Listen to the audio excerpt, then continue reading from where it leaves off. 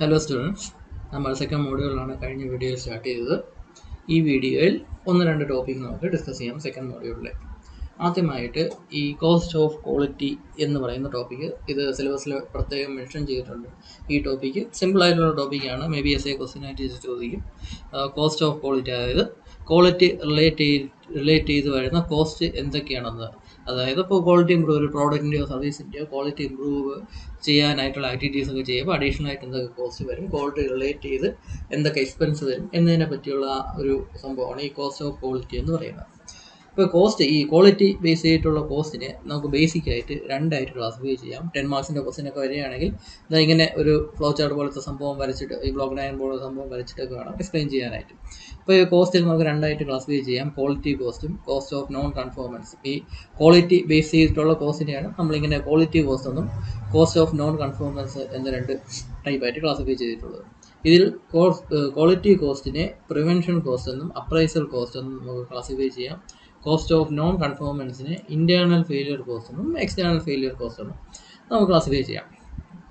ഈ cost of quality എന്ന് പറഞ്ഞുകൊണ്ട് എസ് എ ക്വസ്റ്റ്യനായിട്ട് ചോദിക്കുകയാണെങ്കിൽ ഈ ബ്ലോക്ക് ഡയഗ്രാം വരച്ചിട്ട് നമ്മൾ ആക്ച്വലി എക്സ്പ്ലെയിൻ ചെയ്യുന്ന ഈ 4 ടൈപ്പ് ഓഫ് കോസ്റ്റാണ്: prevention cost, appraisal cost, internal failure cost, external failure cost. ഈ 4 കാര്യങ്ങളാണ് നമ്മൾ ആക്ച്വലി എക്സ്പ്ലെയിൻ ചെയ്യുന്നത്. എല്ലാം സിമ്പിൾ ആയിട്ടുള്ള കൺസെപ്റ്റാണ്. കൺസെപ്റ്റ് മാത്രം മനസ്സിലാക്കിയാൽ മതി. അതിന് ബേസ് ചെയ്ത് നമുക്ക് ഒരുപാട് കാര്യങ്ങൾ എഴുതാനായിട്ട് സാധിക്കും. ആദ്യമായിട്ട് എന്താണ് പ്രിവെൻഷൻ കോസ്റ്റ് എന്ന് നമുക്ക് നോക്കാം. ഈ പ്രിവെൻഷൻ കോസ്റ്റ് എന്ന് പറഞ്ഞാൽ അതാണ് ആക്ച്വലി ഈ ബേസ് ആയിട്ടുള്ള ഈ ക്വാളിറ്റി ഇമ്പ്രൂവ് ചെയ്യാനായിട്ട് എടുക്കുന്ന ആക്ടിവിറ്റീസ് ബേസ് ചെയ്ത് ഇൻക്വയർ ചെയ്യുന്ന കോസ്റ്റുകളാണ് പറഞ്ഞാൽ ഈ കോസ്റ്റ് ഓഫ് പ്രിവെൻഷൻ എന്ന് പറയുന്നത്. ഇനി പ്രിവെൻഷൻ എന്ന് പറയാൻ കാര്യം, ഡിഫക്റ്റീവ് പാർട്സ് ഉണ്ടാവുന്നത് അല്ലെങ്കിൽ ഡിഫക്ട്സ് ഉണ്ടാവുന്നത് നമ്മൾ പ്രിവെൻറ്റ് ചെയ്യണം. ഈ ഡിഫക്റ്റ് കുറയുമ്പോഴാണല്ലോ പ്രോഡക്റ്റിന് ക്വാളിറ്റി കൂടുന്നത്. ആ ഒരു കൺസെപ്റ്റ് വെച്ചിട്ടാണ്. അപ്പോൾ ഡിഫക്റ്റിനെ നമ്മൾ പ്രിവെൻറ്റ് ചെയ്യണം. അതുകൊണ്ടാണ് ഈ കോസ്റ്റ് ഓഫ് പ്രിവെൻഷൻ എന്ന് പറയുന്നത്. ഡിഫക്റ്റിനെ പ്രിവെൻറ്റ് ചെയ്യാനായിട്ട് നമ്മൾ എന്തൊക്കെ കാര്യങ്ങളാണോ ചെയ്യുന്നത്, അതായത് ക്വാളിറ്റി ഇമ്പ്രൂവ് ചെയ്യാനായിട്ട് നമ്മൾ എന്തൊക്കെ കാര്യങ്ങളാണോ ചെയ്യുന്നത്, അതാണ് ഈ കോസ്റ്റ് ഓഫ് പ്രിവെൻഷൻ എന്ന് പറയുന്ന കാറ്റഗറിക്കകത്ത് വരുന്നത്. ബേസിക്കലി ഇതാണ് ഏറ്റവും മെയിൻ ആയിട്ടുള്ള കോസ്റ്റ് എന്ന് പറയുന്നത്, ക്വാളിറ്റി ഇമ്പ്രൂവ് ചെയ്യാനായിട്ട്. അതിൻ്റെ അകത്താണ് ഈ ക്വാളിറ്റി പ്ലാനിങ്ങിന് വേണ്ടി വരുന്ന എക്സ്പെൻസുകളൊക്കെ. ഈ ക്വാളിറ്റി പ്ലാനിങ് എന്ന് പറഞ്ഞാൽ ഈ ക്വാളിറ്റി ഇമ്പ്രൂവ് ചെയ്യാനുള്ള പല പല സ്ട്രാറ്റജീസ്, മെത്തേഡ്സ് എല്ലാം ആദ്യമേ പ്ലാൻ ചെയ്ത് വെക്കണം, എന്നിട്ട് വേണം അത് ഇംപ്ലിമെൻറ്റ് ചെയ്യാൻ. അപ്പം അതിന് വേണ്ടിയുള്ള ഈ റിസർച്ച്, ഇതിൻ്റെ മാർക്കറ്റ് റിസർച്ച്, കസ്റ്റമറിൻ്റെ ഈ എന്തൊക്കെയാണ് ആവശ്യമുള്ളത്, അവരുടെ കസ്റ്റമർ സാറ്റിസ്ഫാക്ഷൻ കിട്ടാൻ വേണ്ടി എന്തൊക്കെ ഫീച്ചേഴ്സും കാര്യങ്ങളാണ് പ്രോഡക്റ്റ് ഇൻക്ലൂഡ് ചെയ്യേണ്ടത്, ഇതിനെപ്പറ്റിയുള്ള മാർക്കറ്റ് സ്റ്റഡിയൊക്കെ നടത്തുന്നതിനും ബാക്കി കാര്യങ്ങൾ പ്ലാൻ ചെയ്യാനും ഒക്കെ വേണ്ടി വരുന്ന ആ കോസ്റ്റാണ് ആദ്യം വരുന്നത്. പിന്നെ വരുന്ന കോസ്റ്റ് ഓഫ് ഡോക്യുമെൻറ്റിങ്. നമ്മൾ ഈ മാനുവൽസ് ഒക്കെ വേണം പ്രിപ്പയർ ചെയ്യാം. ബെറ്റർ ക്വാളിറ്റി പ്രോഡക്റ്റ്സ് ഉണ്ടാക്കാനായിട്ട് ഏതൊക്കെ രീതിയിൽ വർക്ക് ചെയ്യാം എന്നതിനെ പറ്റിയുള്ള മാനുവൽസ്, പ്രൊസീജിയേഴ്സ് ഒക്കെ എഴുതി ഉണ്ടാക്കാം. അപ്പോൾ അതിന് വേണ്ടിയുള്ള ഡോക്യുമെൻറ്റേഷൻ കോസ്റ്റ് ഇതിൻ്റെ അകത്ത് വരും. പിന്നെ പ്രോസസ് കൺട്രോൾ കോസ്റ്റ്, അതായത് ഈ പ്ലാൻ ചെയ്ത കാര്യങ്ങളും പ്രൊസീജിയറും ഒക്കെ ഇംപ്ലിമെൻറ്റ് ചെയ്യുന്ന സമയത്ത് അത് കൺട്രോൾ ചെയ്യാൻ വേണ്ടി എടുക്കുന്ന കോസ്റ്റ് വരും. പിന്നെ എംപ്ലോയീസിന് ഈ ട്രെയിനിങ് കൊടുക്കുകയാണെങ്കിൽ, കൂടുതൽ ട്രെയിനിങ് കൊടുക്കുമ്പോഴാണ് കുറച്ചും കൂടെ ബെറ്റർ ആയിട്ടുള്ള ക്വാളിറ്റി പ്രോഡക്റ്റ്സ് ഒക്കെ ഉണ്ടാക്കാൻ സാധിക്കുന്നത്. അപ്പോൾ അതിനുവേണ്ടി ട്രെയിനിങ്ങിന് വേണ്ടി കൊടുക്കുന്ന കോസ്റ്റ് എന്തൊക്കെയാണോ അതും ഈ കോസ്റ്റ് ഓഫ് പ്രിവെൻഷൻ്റെ അകത്ത് വരും. പിന്നെ റെക്കറിങ് ഡിഫക്ട്സ്, അതായത് റിപ്പീറ്റ് ചെയ്തുണ്ടാകുന്ന ഡിഫക്ട്സ് ഒഴിവാക്കാൻ വേണ്ടി എന്തൊക്കെ കാര്യങ്ങൾ ചെയ്യുന്നു, അത് ചിലപ്പോൾ മെഷീൻസ് റീപ്ലേസ് ചെയ്യുന്നതാവാം, അല്ലെങ്കിൽ ട്രെയിനിങ് കൊടുക്കുന്ന ഭാഗമായിട്ട് അഡീഷണൽ ആയിട്ടുള്ള എന്തെങ്കിലും ഇത് കൊടുക്കാം. അപ്പം അങ്ങനത്തെ കാര്യങ്ങൾ റെക്കറിങ് ആയിട്ടുള്ള ഡിഫക്ട്സ് ഒഴിവാക്കാൻ വേണ്ടി ചെയ്യുന്ന കാര്യങ്ങളാണ്. അപ്പോൾ അത് റിലേറ്റ് ചെയ്ത് വരുന്ന കോസ്റ്റും ഈ കോസ്റ്റ് ഓഫ് പ്രിവെൻഷനകത്ത് വരും. പിന്നെ ഈ investigation, analysis, causes of defects, അത് കറക്ഷൻ ഒഴിവാക്കാനായിട്ടുള്ള എന്തൊക്കെ ആക്ടിവിറ്റീസ് നമ്മൾ ചെയ്യുന്നു. അപ്പം ഇങ്ങനത്തെ കാര്യങ്ങളെല്ലാം ചെയ്യുമ്പോഴാണ് സത്യം പറഞ്ഞാൽ പ്രോഡക്റ്റിൻ്റെ ക്വാളിറ്റി ഇമ്പ്രൂവ് ആകുന്നത്. അപ്പം അതിന് വേണ്ടി വരുന്ന എക്സ്പെൻസ് എന്താണ്, അതിനാണ് കോസ്റ്റ് ഓഫ് പ്രിവെൻഷൻ എന്നോട് ഉദ്ദേശിക്കുന്നത്. ഞാൻ നേരത്തെ പറഞ്ഞ പോലെ ഇതിൻ്റെ പ്രിവെൻഷൻ എന്ന് പറയാൻ കാര്യം, ഡിഫക്ട്സ് ഉണ്ടാവുന്നത് പ്രിവെൻറ്റ് ചെയ്യണം. അപ്പം അതിന് വേണ്ടിയുള്ള സംഭവങ്ങളാണ് ഇവിടെ കൊടുത്തിട്ടുള്ളത്.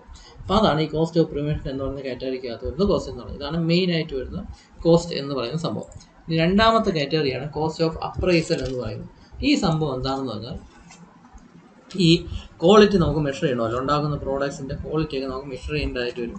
അങ്ങനെ മെഷർ ചെയ്യാൻ വേണ്ടി ഉപയോഗിക്കുന്ന ഇൻസ്ട്രുമെൻസിൻ്റെയും ബാക്കി കാര്യങ്ങളുടെ എല്ലാം കോസ്റ്റാണ് ഈ കോസ്റ്റ് ഓഫ് അപ്രൈസൽ എന്ന് പറയുന്നത്. അതായത് ബേസിക്കലി ഈ ഇൻസ്പെക്ഷന് വേണ്ടി നമ്മൾ ചിലവാക്കുന്ന കോസ്റ്റ്, അതാണ് ഈ കോസ്റ്റ് ഓഫ് അപ്രൈസൽ എന്ന് പറയുന്നത്. അപ്പോൾ ഇൻസ്പെക്ഷന് വേണ്ടി ചിലവാക്കെന്ന് പറഞ്ഞാൽ അതിന് ഈ ക്വാളിറ്റി മെഷർ ചെയ്യാനായിട്ടുള്ള എക്യുപ്മെൻറ്റ്സ് എല്ലാം നമ്മൾ വാങ്ങിക്കേണ്ടതായിട്ട് വരും. അപ്പോൾ എക്യുപ്മെൻറ്റ്സിൻ്റെ കോസ്റ്റ് വരുന്നുണ്ട്. മാത്രമല്ല എക്യുപ്മെൻറ്റ്സ് മെയിൻറ്റെയിൻ ചെയ്യാനായിട്ട് നമുക്ക് എക്സ്പെൻസ് വരും. പീരിയോഡിക്കലായിട്ട് നമ്മൾ അതിൻ്റെ സർവീസൊക്കെ ചെയ്യണം. അതിൻ്റെ ആക്യുറസിയും കാലിബ്രേഷനൊക്കെ നമ്മൾ ചെക്ക് ചെയ്യേണ്ടതായിട്ടുണ്ട്. പിന്നെ അപ്പോൾ അതിന് വേണ്ടിയുള്ള എക്സ്പെൻസ്, പിന്നെ ഈ കൺസ്യൂമബിൾസ്, ഈ ഗ്രീസൊക്കെ ചിലപ്പോൾ ഇട്ട് കൊടുക്കേണ്ടി വരും. അല്ലെങ്കിൽ അങ്ങനത്തെ കൺസ്യൂമബിൾ ആയിട്ടുള്ള എന്തെങ്കിലും ഐറ്റംസ് ഉണ്ടെങ്കിൽ അതിൻ്റെ കോസ്റ്റ് നമ്മൾ ആഡ് ചെയ്യേണ്ടതായിട്ടുണ്ട്. പിന്നെ ഈ സെറ്റപ്പ് കോസ്റ്റ്, ഈ മെഷർമെൻ്റ് ആണല്ലോ, ഈ ക്വാളിറ്റി ഉണ്ടോ ഇല്ലയോ എന്ന് മെഷർ ചെയ്യാനായിട്ടുള്ള എക്യുപ്മെൻറ്റ്സിൻ്റെ സെറ്റപ്പ് കോസ്റ്റും അങ്ങനത്തെ കാര്യങ്ങളെല്ലാം ഉണ്ട്. അപ്പോൾ അതിൻ്റെ കോസ്റ്റ് ഇതിൻ്റെ അകത്ത് വരും. പിന്നെ ഈ എക്യുപ്മെൻറ്റ്സ് ഉപയോഗിക്കാനായിട്ടുള്ള ലേബറിൻ്റെ കോസ്റ്റ് വരും.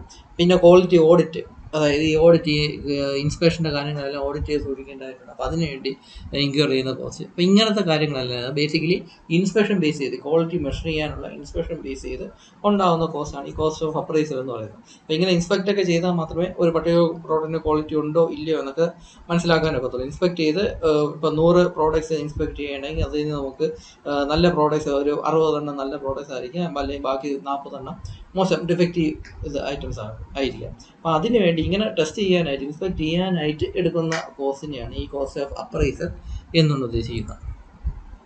ഇനി അടുത്തതാണ് ഈ കോസ്റ്റ് ഓഫ് ഇന്റേണൽ ഫെയിലിയേഴ്സും കോസ്റ്റ് ഓഫ് എക്സ്റ്റേണൽ ഫെയിലിയേഴ്സ് എന്ന് പറയുന്നത്. അപ്പോൾ ഇത് സത്യം പറഞ്ഞാൽ വളരെ സിമ്പിളാണ്. കോസ്റ്റ് ഓഫ് ഇന്റേണൽ ഫെയിലിയേഴ്സ് എന്ന് പറഞ്ഞാൽ നമ്മൾ നേരത്തെ ഒരു എക്സാമ്പിൾ പറഞ്ഞ ഒരു 100 എണ്ണം ഇൻസ്പെക്ട് ചെയ്ത് നോക്കിയാണ്, അതിൽ 60 എണ്ണം നല്ല ക്വാളിറ്റി പ്രോഡക്റ്റ് ആണെന്ന് മനസ്സിലായി, ബാക്കി 40 എണ്ണം ഡിഫക്റ്റീവ് ആണെന്ന് മനസ്സിലായി. അപ്പോൾ ഈ ഡിഫക്റ്റീവ് ആണെന്ന് പറഞ്ഞാൽ 40 എണ്ണം ഡിഫക്റ്റീവ് ആവുന്നു എന്ന് പറഞ്ഞാൽ ആ ഡിഫക്റ്റീവ് ആവുന്ന പീസുകളുടെ കോസ്റ്റാണ് സത്യം പറഞ്ഞാൽ ഈ കോസ്റ്റ് ഓഫ് ഇന്റേണൽ ഫെയിലിയേഴ്സ് എന്ന് പറയുന്നത്. അപ്പോൾ ഈ ഡിഫക്റ്റീവ് ഐറ്റംസ് എന്ന് പറഞ്ഞാൽ 40 എണ്ണം ഡിഫക്റ്റീവ് ആയെന്ന് പറഞ്ഞു. അതിൽ വേണമെങ്കിൽ ചില പ്രോഡക്റ്റ്സ് നമുക്ക് റീവർക്ക് ചെയ്ത് വേണമെങ്കിൽ വീണ്ടും റീയൂസ് ചെയ്യാനായിട്ട് സാധിക്കും. അങ്ങനെയാണെങ്കിൽ ആ റീവർക്കിൻ്റെ കോസ്റ്റും ഇതിൻ്റെ അകത്ത്, ഈ കോസ്റ്റ് ഓഫ് ഇന്റേണൽ ഫെയിലിയേഴ്സിൻ്റെ അകത്ത് വരും. ഇങ്ങനെ റീവർക്ക് ചെയ്തതിന് ശേഷം പിന്നെ അതിനെ നമ്മൾ ഇൻസ്പെക്ട് ചെയ്യേണ്ടതായിട്ടുണ്ട്.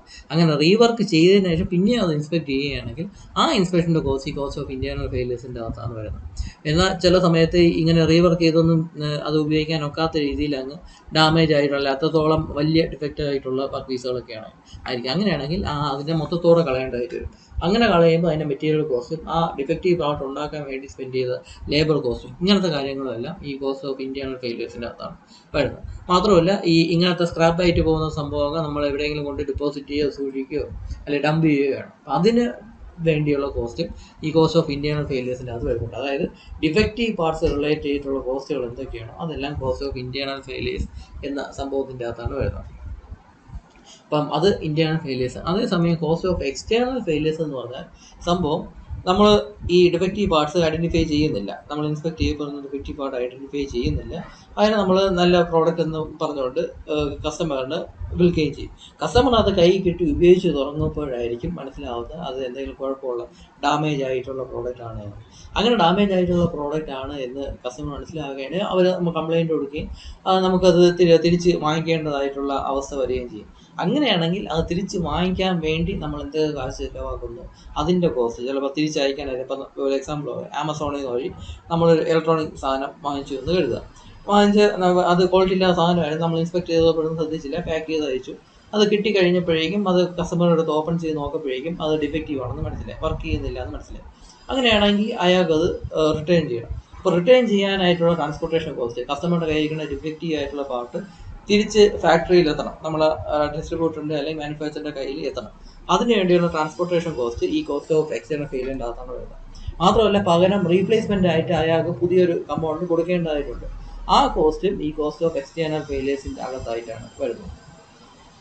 അത് തീർന്നില്ല, അപ്പം ഇങ്ങനെ ഒരു വന്നത് കാരണം ഇങ്ങനെ ഡാമേജ് ആയിട്ടുള്ള പീസ് കസ്റ്റമറുടെ കയ്യിൽ എത്തിയത് പോലും ചിലപ്പം റെപ്യൂട്ടേഷൻ, ബ്രാൻഡിൻ്റെ റെപ്യൂട്ടേഷനോ വിശ്വാസ്യത ചിലപ്പം നഷ്ടപ്പെട്ടു എന്ന് പറയാം. അപ്പം അതിനെ കോമ്പൻസേറ്റ് ചെയ്യാനായിട്ട് ചിലപ്പോൾ കസ്റ്റമറിൻ്റെ എന്തെങ്കിലും ഇൻസെൻറ്റീവോ അല്ലെങ്കിൽ അഡീഷണൽ ആയിട്ടുള്ള എന്തെങ്കിലും വൗച്ചറോ ഒക്കെ നൽകേണ്ടതായിട്ട് വരും. അപ്പം അങ്ങനത്തെ അതിന് വേണ്ടി വരുന്ന എക്സ്പെൻസും ഈ കോസ്റ്റ് ഓഫ് എക്സ്റ്റേണൽ ഫെയിലിയറിൻ്റെ അകത്താണ് വരുന്നത്. അതായത് ഇപ്പോൾ എക്സാമ്പിളായിട്ട് പറയുകയാണെങ്കിൽ ഈ ആമസോൺ തന്നെ തുടങ്ങിയ കാലത്ത്, ഇന്ത്യയിൽ ലോഞ്ച് ചെയ്ത് തുടങ്ങിയ കാലത്തുനിന്ന് വെബ്സൈറ്റൊക്കെ വളരെ മോശമായിരുന്നു. അന്ന് ആൻഡ്രോയിഡ് ആപ്പ് ഒന്നുമില്ല, വെബ്സൈറ്റ് മാത്രം ആയിരുന്നുള്ള ഒരു സമയം ഉണ്ടായിരുന്നു, 7 വർഷങ്ങൾക്ക് മുമ്പാണ്. അപ്പം അന്ന് ഞാനൊരു പ്രോഡക്റ്റ് ഇങ്ങനെ വാങ്ങിച്ചായിരുന്നു. അപ്പോൾ അധികം ഫേമസ് ആയിട്ടൊന്നുമില്ല, ആൾക്കാരങ്ങനെ ആമസോണിൽ വാങ്ങിച്ച് തുടങ്ങിയിട്ടില്ല. അന്നത്തെ കാലത്ത് ഞാനൊരു പ്രോഡക്റ്റ് ഇങ്ങനെ വാങ്ങിച്ചായിരുന്നു. പ്രോഡക്റ്റ് വാങ്ങിച്ചപ്പോഴേക്കും ഡാമേജ് ആയിട്ടുള്ള പ്രോഡക്റ്റാണ് കിട്ടിയത്. എനിക്കത് റീപ്ലേസ്മെൻറ്റ് കിട്ടുകയും ചെയ്തു. അത് റീഫണ്ട് അപ്ലൈ ചെയ്തപ്പോൾ അല്ലെങ്കിൽ റീപ്ലേസ്മെൻറ്റ് എന്തോ അപ്ലൈ ചെയ്ത സമയത്ത് പകരം ഒരു പ്രോഡക്റ്റ് റീപ്ലേസ്മെൻ്റ് ആയിട്ട് വരികയും ചെയ്തു. അതും പോരാഞ്ഞിട്ട് ഞാൻ അവർക്ക് മെയിൽ അയക്കുകയും കൂടെ ചെയ്തു. ഞാൻ ആദ്യമായിട്ടാണ് ഈ ഈ ഇങ്ങനെ ആമസോൺ എന്ന് പറയുന്ന സ്ഥാപനത്തിൽ നിന്ന് സാധനം വാങ്ങിക്കുന്നത്, അപ്പം തന്നെ എനിക്ക് ഈ ഡാമേജ് ആയിട്ടുള്ള പ്രോഡക്റ്റ് കിട്ടി, അപ്പോൾ നിങ്ങളുടെ വിശ്വാസ്യതയാണ് എനിക്ക് ഡൗട്ട് തോന്നിയിരിക്കുന്നത്, ഇനി ഞാൻ ആമസോണിൽ നിന്ന് സാധനം ഒന്നും വാങ്ങിക്കത്തില്ല എന്നൊക്കെ പറഞ്ഞുകൊണ്ട് ഞാൻ ഇമെയിൽ അയച്ച സമയത്ത് അവർ ഒരു ടോക്കൺ ഓഫ് എന്തോ ഒരു വേർഡ് ഉണ്ടായിരുന്നു, ടോക്കൺ ഓഫ് എന്തോ സംഭവം എന്ന് പറഞ്ഞുകൊണ്ട് 200 rupees ഒരു ഗിഫ്റ്റ് വൗച്ചർ എനിക്ക് അയച്ചു തന്നു. അതായത് ഇനി ആ ഗിഫ്റ്റ് വൗച്ചർ എൻ്റെ അക്കൗണ്ടിൽ ആഡ് ആവും, ഇനി അടുത്ത എന്തെങ്കിലും സാധനം പർച്ചേസ് ചെയ്യണമെങ്കിൽ ഈ 200 rupees നമുക്ക് യൂസ് ചെയ്യാം എന്ന് പറഞ്ഞുകൊണ്ട് ഗിഫ്റ്റ് വൗച്ചർ തരുകയൊക്കെ ചെയ്തു. അപ്പോൾ ഈ ഒരു കോസ്റ്റും ഈ കോസ്റ്റ് ഓഫ് എക്സ്റ്റേണൽ ഫെയിലിയറിനകത്താണ് വരുന്നത്. അപ്പോൾ ഈ ഒരു 200 rupees ഗിഫ്റ്റ് വൗച്ചറൊക്കെ അയച്ചതെന്ന് എന്താണെന്ന് പറഞ്ഞാൽ അവരുടെ റെപ്യൂട്ടേഷനെ ബാധിക്കാതിരിക്കുക, അല്ലെങ്കിൽ റെപ്യൂട്ടേഷൻ നമ്മുടെ മനസ്സിൽ പിന്നെ ഒരു വിശ്വാസം അവരെ പറ്റി ഉണ്ടാകാൻ വേണ്ടി, അല്ലെങ്കിൽ നഷ്ടപ്പെട്ട വിശ്വാസം വീണ്ടെടുക്കാൻ വേണ്ടി അവർ ചെയ്ത ഒരു കാര്യമാണ്. അപ്പോൾ അതിന് വേണ്ടിയുള്ള കോസ്റ്റും ഈ കോസ്റ്റ് ഓഫ് എക്സ്റ്റേണൽ ഫെയിലിയേഴ്സിനകത്തൊക്കെയാണ് വരുന്നത്. അപ്പോൾ ഈ സംഭവം എന്ന് പറഞ്ഞാൽ കസ്റ്റമറിൻ്റെ കയ്യിൽ കിട്ടിയതിന് ശേഷം അതിന് എന്തെങ്കിലും ഡാമേജ് വരികയാണെങ്കിൽ അതിന് വേണ്ടി അത് ശരിയാക്കാൻ വേണ്ടി എടുക്കുന്ന ആ കോസ്റ്റിനെയാണ് ഈ കോസ്റ്റ് ഓഫ് എക്സ്റ്റേണൽ ഫെയിലിയർ എന്നുകൊണ്ട് ഉദ്ദേശിക്കുന്നത്. ഇനി അടുത്തൊരു ടോപ്പിക്കാണ് കസ്റ്റമർ സാറ്റിസ്ഫാക്ഷൻ എന്ന് പറയുന്നത്. സിലബസിൽ പ്രത്യേകം മെൻഷൻ ചെയ്തിട്ടുള്ള അടുത്തൊരു ടോപ്പിക്കാണ് കസ്റ്റമർ സാറ്റിസ്ഫാക്ഷൻ എന്ന് പറയുന്ന സംഭവം. ഈ കസ്റ്റമർ സാറ്റിസ്ഫാക്ഷൻ നമ്മൾ നേരത്തെ ഡിസ്കസ് ചെയ്തതൊക്കെ തന്നെയാണ്. TQMന്റെ ബേസ് ആണ് ഈ കസ്റ്റമർ സാറ്റിസ്ഫാക്ഷൻ എന്നൊക്കെ പറയുന്നത്.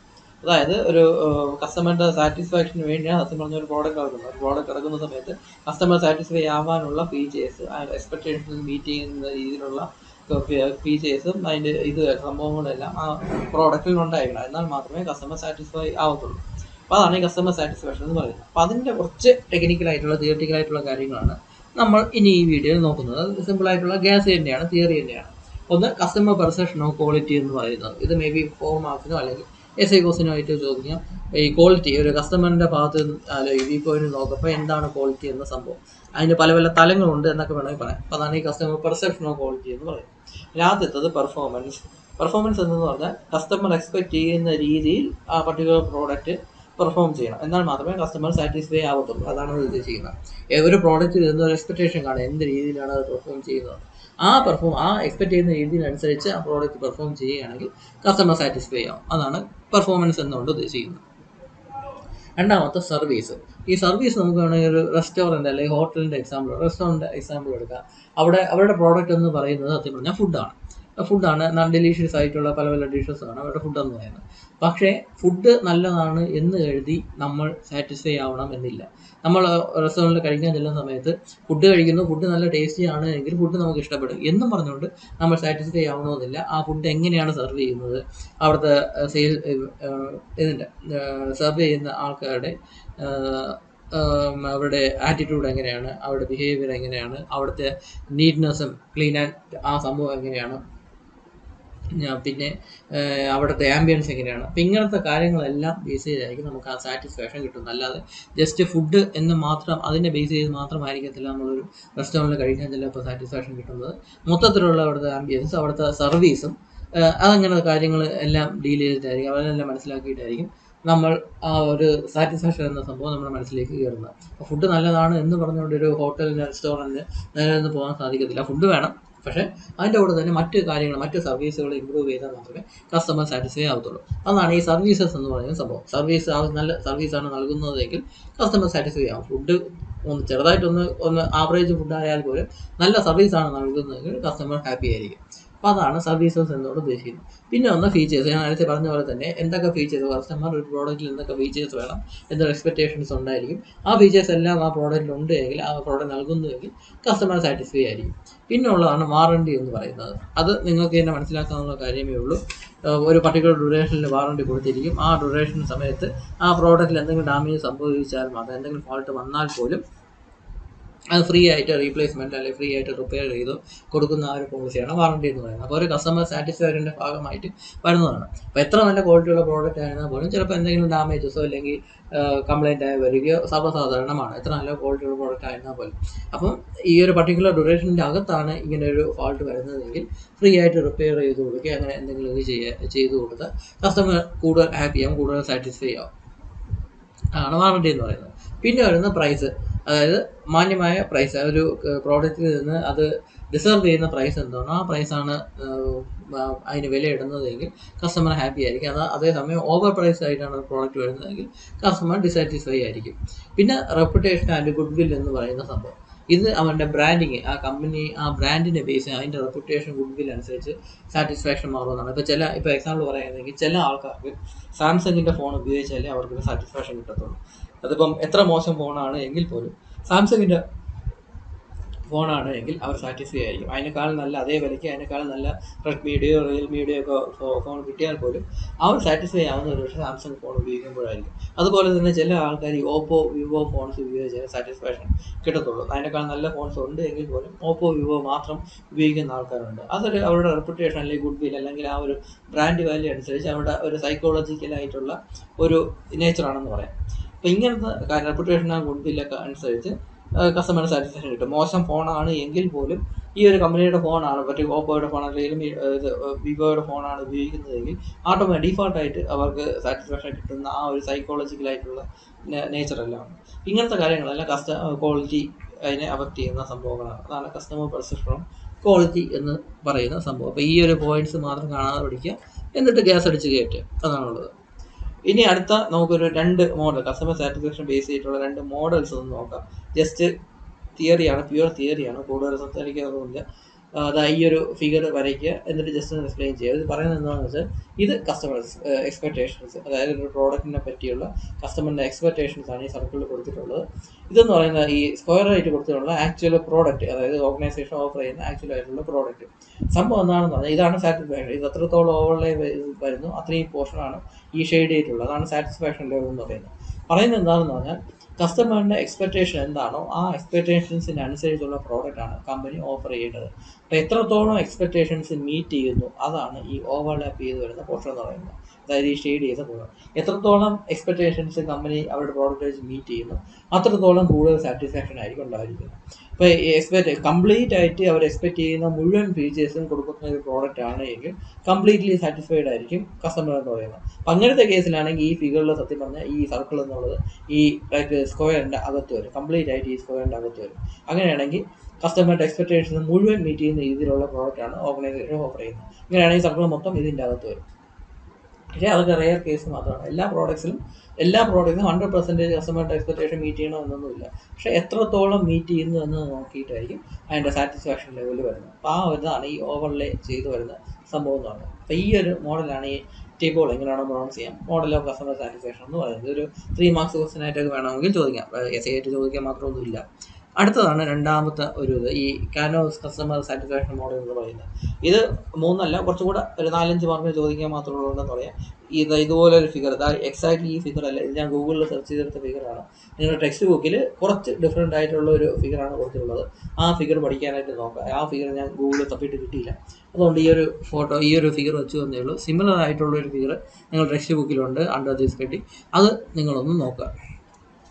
ഈ മോഡലിൽ പറയുന്നത് എന്താണെന്ന് പറഞ്ഞാൽ ഒരു പ്രോഡക്റ്റിൽ സാറ്റിസ്ഫാക്ഷൻ ലഭിക്കുന്നതിനായിട്ട് 3 ഫാക്ടേഴ്സ് ഉണ്ട്. ഈ 3 ഫാക്ടേഴ്സ് ബേസ് ചെയ്താണ് കസ്റ്റമറിന് സാറ്റിസ്ഫാക്ഷൻ ലഭിക്കുന്നത്. ആദ്യത്തേത് ബേസിക് ഫാക്ടർ. നമുക്കൊരു സ്മാർട്ട് ഫോൺ നമുക്കൊരു എക്സാമ്പിൾ ആയിട്ട് എടുക്കാം. ആദ്യം ബേസിക് ഫാക്ടേഴ്സ് നോക്കാം. ബേസിക് ഫാക്ടേഴ്സ് എന്ന് പറഞ്ഞാൽ ബേസിക് ഫംഗ്ഷനാലിറ്റി ആ പ്രോഡക്റ്റ് മീറ്റ് ചെയ്യുന്നുണ്ടോ എന്നതാണ് ബേസിക് ഫാക്ടേഴ്സ് എന്ന് ഉദ്ദേശിക്കുന്നത്. അതായത് ഒരു പ്രോഡക്റ്റ് എന്തിനാണോ മെയിനായിട്ട് ഉപയോഗിക്കുന്നത്, ബേസിക് ആയിട്ട് പ്രോഡക്റ്റ് എന്തിനാണോ ഉപയോഗിക്കുന്നത് അത് സാറ്റിസ്ഫൈ ആവും, അത് ചെയ്യുന്നുവെങ്കിൽ സാറ്റിസ്ഫൈ ആവുന്നത്. അതായത് ഇപ്പം ചില ഫീച്ചേഴ്സ് ഉണ്ട്. പറഞ്ഞു വരികയാണെങ്കിൽ ഈ ബേസിക് ആയിട്ടുള്ള ഫീച്ചറാണ് ഒരു മൊബൈൽ ഫോൺസിൻ്റെ ബേസിക് ആയിട്ടുള്ള ഫീച്ചറാണ് കോളിംഗ് ഫംഗ്ഷൻ എന്ന് പറയുന്നത്. അപ്പോൾ ഈ കോൾ ചെയ്യുന്ന സമയത്ത് ആവശ്യത്തിന് സൗണ്ടൊക്കെ ഉണ്ട്. നമ്മൾ പറയുന്ന അതെന്താണോ അത് എതിർവശത്തിരിക്കുന്ന ആൾക്ക് നല്ല രീതിയിൽ കേൾക്കുന്നുണ്ട്. എതിർവശത്തിരിക്കുന്ന ആൾ പറയുന്നത് നമുക്ക് ഈസി ആയിട്ട് കേൾക്കാൻ കഴിയുന്നുണ്ട്. നല്ല സഫീഷ്യൻ്റ് ആയിട്ടുള്ള വോളിയമൊക്കെ ഉണ്ട് എങ്കിൽ നമ്മൾ ആക്ച്വലി വലിയ സാറ്റിസ്ഫൈ ആയിരിക്കും. ഇവർ പറയുന്നത് എന്താണെന്ന് പറഞ്ഞാൽ ഈ ബേസിക് ഫാക്ടർ ഈ ഒരു പ്രോഡക്റ്റിലുണ്ട് എങ്കിൽ സത്യം പറഞ്ഞാൽ അതൊരു അഡ്വാൻറ്റേജ് അല്ല എന്നാണ് പറയുന്നത്. അതായത് ബേസിക് ഫാക്ടർ ഉണ്ട് എങ്കിൽ ഓക്കെ ഉണ്ട്, അത്ര തന്നെ. അതേസമയം ബേസിക് ഫാക്ടർ ഇല്ല എങ്കിൽ അതൊരു വലിയൊരു നെഗറ്റീവായിട്ട് മാറും. അതായത് ഈ കേസിൽ തന്നെ പറയാം, ഈ കോളിംഗ് ഫംഗ്ഷൻ എന്ന് പറഞ്ഞോളൂ, അത് എല്ലാ ഫോണിലും സത്യം പറഞ്ഞാൽ ഈസി ആയിട്ട് കേൾക്കാൻ പറ്റും. ആവശ്യത്തിന് വോളിയം കൊണ്ട് നമ്മൾ സംസാരിക്കുന്ന എതിർവശത്തിരിക്കുന്ന ആൾക്ക് ഈസി ആയിട്ട് കേൾക്കാൻ പറ്റും. എതിർവശത്ത് നിന്ന് സംസാരിക്കുന്നത് നമുക്ക് നല്ല രീതിയിൽ കേൾക്കാൻ പറ്റും, സഫീഷ്യൻ്റ് വോളിയം ഒക്കെ ഉണ്ട്. അപ്പോൾ അത് പുതിയൊരു കാര്യമല്ല, എല്ലാ ഫോൺസും മീറ്റ് ചെയ്യുന്ന ഒരു സംഭവം തന്നെയാണ്. അതായത് പ്രത്യേകിച്ച് അതൊരു ഫീച്ചറായിട്ടൊന്നും പറയേണ്ട കാര്യമില്ല. അപ്പം അത് സത്യം പറഞ്ഞാൽ ഉണ്ട് എന്ന് പറഞ്ഞുകൊണ്ട് ആൾക്കാർ ആ ഫോൺ വാങ്ങിക്കാൻ വഴിയില്ല. കാരണം എല്ലാ ഫോൺസും പ്രൊവൈഡ് ചെയ്യുന്ന ഒരു ഫീച്ചർ തന്നെയാണ്. അതേസമയം ഏതെങ്കിലും ഒരു ഫോണിൽ എന്തെങ്കിലും പ്രശ്നമുണ്ട് എങ്കിൽ, അതായത് നമ്മൾ സംസാരിക്കുന്ന എതിരെ നിൽക്കുന്ന ആൾ കേൾക്കാൻ പറ്റുന്നില്ല, അല്ലെങ്കിൽ അയാൾ സംസാരിക്കുന്ന നമുക്ക് നല്ല ക്വാളിറ്റി കേൾക്കാൻ പറ്റുന്നില്ല എന്ന് പറയുകയാണെങ്കിൽ അതൊരു വലിയ ഡിഫക്റ്റീവായിട്ട് മാറും. അപ്പോൾ ഈ ഒരു ബേസിക് ഫാക്ടേഴ്സിൻ്റെ സംഭവം എന്താണെന്ന് പറഞ്ഞാൽ, അത് ഉണ്ട് എങ്കിൽ അതാരും ശ്രദ്ധിക്കത്തില്ല, ഉണ്ട് എങ്കിൽ ഓക്കെ ഉണ്ട് അത്ര തന്നെ. പക്ഷേ ഇല്ല എങ്കിൽ അത് വളരെ നെഗറ്റീവായിട്ട്, സാറ്റിസ്ഫാക്ഷനെ നെഗറ്റീവായിട്ട് ബാധിക്കുന്ന രീതിയിൽ വരും. അതാണ് ഈ ബേസിക് ഫാക്ടേഴ്സ് എന്ന സംഭവം കൊണ്ട് ഉദ്ദേശിക്കുന്നത്. അതേസമയം എക്സൈറ്റ്മെൻറ്റ് ഫാക്ടേഴ്സ് ആണ് പറയുന്നതെങ്കിൽ ആ ഫാക്ടർ ഇല്ല എങ്കിൽ ആരും കുറ്റം പറയത്തില്ല. നമ്മൾ ബേസിക് ഫാക്ടറിൻ്റെ രീതി എന്താണെന്ന് വെച്ചാൽ, അത് ഉണ്ട് എങ്കിൽ ആരും ഒന്നും പറയുകയൊന്നും ചെയ്യത്തില്ല, നല്ലതൊന്നും പറയത്തില്ല. അത് ബേസിക് ഫാക്ടർ ഇല്ല എങ്കിൽ അത് വലിയൊരു കുറ്റമായിട്ട് വരികയും ചെയ്യും. അതാണ് ബേസിക് ഫാക്ടർ. എക്സൈറ്റ്മെൻറ്റ് ഫാക്ടർ എന്ന് പറഞ്ഞാൽ അതില്ല എങ്കിൽ ആൾക്കാർ കുറ്റമൊന്നും പറയത്തില്ല, പക്ഷേ അത് ഉണ്ട് എങ്കിൽ അത് വലിയൊരു അഡ്വാൻറ്റേജ് ആയിട്ട് മാറും ആ പ്രോഡക്റ്റ്. അതിൻ്റെ അതായത് എക്സൈറ്റ്മെൻറ്റ് ഫാക്ടർ എന്ന് പറയുന്നത് ഒരു പോസിറ്റീവായിട്ടുള്ള സംഭവം എന്ന് പറയാം. സംഭവം പറഞ്ഞാൽ, ഇപ്പം ഒരു 10,000 രൂപയുടെ ഒരു സ്മാർട്ട് ഫോൺ എടുക്കാമെന്ന് പറഞ്ഞാൽ, ഈ 10,000 റുപ്പീസിൻ്റെ സ്മാർട്ട് ഫോണിൽ ആമോലെഡ് ഡിസ്പ്ലേ സാധാരണ ആരും അങ്ങനെ കൊടുക്കാറില്ല. മിക്ക മാനുഫാക്ചേഴ്സും 10,000 റുപ്പീസിൻ്റെ ഫോണിൽ ആമോലെഡ് ഡിസ്പ്ലേ അങ്ങനെ കൊടുക്കാറില്ല. അങ്ങനെ ആമോലെഡ് ഡിസ്പ്ലേ കൊടുത്തില്ല എന്ന് പറഞ്ഞുകൊണ്ട് ആരും കുറ്റം പറയാനും പോകത്തില്ല. പക്ഷേ അതേസമയം ഏതെങ്കിലും മാനുഫാക്ചർ ആമോലെഡ് ഡിസ്പ്ലേ 10,000 റുപ്പീസിൽ കൊടുക്കുകയാണെങ്കിൽ അത് അതിൻ്റെ ഒരു ഹൈലൈറ്റിംഗ് ഫീച്ചറായിട്ട് വരും. അങ്ങനെയാണ് ഈ ആൾക്കാർ ആ ഫോൺ കൂടുതൽ എടുക്കാനുള്ള ചാൻസ് ഉണ്ട്. അതായത് ആ ഒരു ഫീച്ചർ, എക്സൈറ്റ്മെൻറ്റ് ഫാക്ടർ എന്ന് പറഞ്ഞാൽ ആ ഒരു ഫീച്ചർ ഇല്ല എന്ന് പറഞ്ഞുകൊണ്ട് അതിനെ കുറ്റം പറയത്തില്ല, പക്ഷെ ഉണ്ടെങ്കിൽ അതൊരു വലിയൊരു ഹൈലൈറ്റിംഗ് ഫീച്ചറായിട്ട് മാറും. വേറൊരു എക്സാമ്പിൾ പറയാം, സ്മാർട്ട് ഫോണിൽ തന്നെ വേറൊരു എക്സാമ്പിൾ പറയാം. ഈ ടെലിഫോട്ടോ ലെൻസ് എന്ന് പറയുന്ന സംഭവം ഉണ്ടല്ലോ, വൈഡ് ആംഗിൾ ലെൻസ് ഉണ്ട് സാധാ, അതുപോലെ തന്നെ ഈ ടെലിഫോട്ടോ ലെൻസ് എന്ന് പറയുന്ന സംഭവമുണ്ട്. അത് കുറച്ച് കോസ്റ്റ്ലി ആയിട്ടുള്ള ലെൻസാണ്. അത് ഈ 20,000 ഫോൺസിലോ അല്ലെങ്കിൽ ഈവൻ 30,000 ഫോൺസിൽ പോലും കാണാറില്ല. അപ്പോൾ ഈ 20,000 ഫോൺസിൽ ടെലിഫോട്ടോ ലെൻസ് കൊടുത്തില്ല എന്ന് പറഞ്ഞാൽ ആരും കുറ്റം പറയാനൊന്നും പോകുന്നില്ല. പക്ഷേ ഏതെങ്കിലും ഒരു മാനുഫാക്ചർ 20,000 റുപ്പീസിൻ്റെ ഫോണിൽ ടെലിഫോട്ടോ ലെൻസ് കൊടുക്കുകയാണെങ്കിൽ അതൊരു വലിയൊരു അഡ്വാൻറ്റേജ് ആയിട്ട് പറയും. അപ്പോൾ അതാണ് ഈ എക്സൈറ്റ്മെൻറ്റ് ഫാക്ടർ എന്ന് പറയുന്നത്. അപ്പോൾ ഈ എക്സൈറ്റ്മെൻറ്റ് ഫാക്ടേഴ്സിൽ വരുന്ന സംഭവം ഇല്ല എങ്കിൽ ആരും കുറ്റം പറയത്തില്ല, പക്ഷേ ഉണ്ട് എങ്കിൽ അത് വലിയൊരു അട്രാക്റ്റീവ് ഫീച്ചറായിട്ട് മാറും. മൂന്നാമതാണ് പെർഫോമൻസ് ഫാക്ടേഴ്സ് എന്ന് പറയുന്നത്. ഇതാണ് സത്യം പറഞ്ഞാൽ ഏറ്റവും ഇമ്പോർട്ടൻ്റ് ആയിട്ടുള്ളത്. അതായത് നിർബന്ധമായും വേണ്ട ഒരു സംഭവം. അതായത് അതുണ്ട് എങ്കിൽ ആൾക്കാർ നല്ലത് പറയും, ഈ സംഭവം ഇല്ല എങ്കിൽ ആൾക്കാർ ഒരുപാട് കുറ്റം പറയുകയും ചെയ്യും. ആ ഒരു സംഭവമാണ് പെർഫോമൻസ് ഫാക്ടേഴ്സ് എന്ന് പറയുന്നത്. അതിൻ്റെ എക്സാമ്പിൾ നമ്മുടെ സ്മാർട്ട് ഫോണിൽ തന്നെ ബാറ്ററി ബാക്കപ്പ് എന്ന് പറയുന്ന സംഭവം. ആവശ്യത്തിന് ബാറ്ററി ബാക്കപ്പ് ഉണ്ട് എങ്കിൽ ആൾക്കാർ നല്ല പറയും, ആ ഫോണ് നല്ല ബാറ്ററി ബാക്കപ്പ് ഉണ്ട് എന്ന് പറയും. അതേസമയം ബാറ്ററി ബാക്കപ്പ് ഇല്ല എങ്കിൽ ആൾക്കാർ കുറ്റം പറയുകയും ചെയ്യും, ആ ഫോണ് ബാറ്ററി ബാക്കപ്പ് ഒട്ടും ഇല്ല എന്ന് പറയുകയും ചെയ്യും. അപ്പോൾ ഉണ്ട് എങ്കിൽ നല്ല കാര്യം, ആൾക്കാർ അതിൻ്റെ ഇമ്പോർട്ടൻസ് കൊടുക്കും. ഇല്ല എങ്കിൽ ആൾക്കാർ നെഗറ്റീവായിട്ടുള്ള ഇമ്പോർട്ടൻസ് കൊടുക്കുകയും ചെയ്യും. അപ്പോൾ അങ്ങനത്തെ ഒരു സെറ്റ് ഓഫ് ഫീച്ചേഴ്സാണ് ഈ പെർഫോമൻസ് ഫാക്ടേഴ്സ് എന്ന് പറയുന്നത്. അപ്പോൾ സാറ്റിസ്ഫൈ ആവണമെങ്കിൽ പെർഫോമൻസ് ഫാക്ടേഴ്സ് നന്നായിട്ട് കൊടുത്തിരിക്കണം. ഇല്ല എങ്കിൽ അത് വളരെ നെഗറ്റീവായിട്ട് മാറുകയും ചെയ്യും. അപ്പോൾ ഇതാണ് ഈ ഒരു കാൻവാസ് കസ്റ്റമർ സാറ്റിസ്ഫാക്ഷൻ മോഡലിൽ പറയുന്ന 3 ഫാക്ടേഴ്സ് എന്ന് പറയുന്നത്. ഇനി അടുത്തത് 5S കൺസെപ്റ്റ്. ഇത് നമ്മുടെ സിലബസിൽ ഈ സെക്കൻഡ് മോഡ്യൂൾ പറഞ്ഞിട്ടുള്ള ഒരു ടോപ്പിക്കാണ്. അത് ഞാൻ പഠിപ്പിക്കാൻ നിൽക്കുന്നില്ല. എനിക്ക് തോന്നുന്നു ഇത് സേഫ്റ്റി എഞ്ചിനീയറിംഗ് എന്ന് പറയുന്ന സബ്ജക്റ്റ്, നിങ്ങൾ കഴിഞ്ഞ സെമസ്റ്ററിൽ പഠിച്ച സേഫ്റ്റി എഞ്ചിനീയറിംഗ് എന്ന് പറയുന്ന സബ്ജക്റ്റിൽ ഈ ടോപ്പിക് ഉണ്ട് എന്ന് തോന്നുന്നു. അതിൻ്റെ പോർഷൻസ് ഞാൻ ജസ്റ്റ് PPTയിൽ ഇൻക്ലൂഡ് ചെയ്യുന്നു എന്ന് മാത്രമേ ഉള്ളൂ. ജസ്റ്റ് ഒന്ന് നോക്കുക, അത്രേ ഉള്ളൂ. അതാണ് 5S കൺസെപ്റ്റ്. ഞാൻ എക്സ്പ്ലെയിൻ ചെയ്യാനായിട്ട് നിൽക്കുന്നില്ല. അപ്പോൾ ഇത്രയാണ് ഈ വീഡിയോയിലുള്ളത്. ബാക്കി നമുക്ക് അടുത്ത വീഡിയോയിൽ ഡിസ്കസ് ചെയ്യാം. Thank you.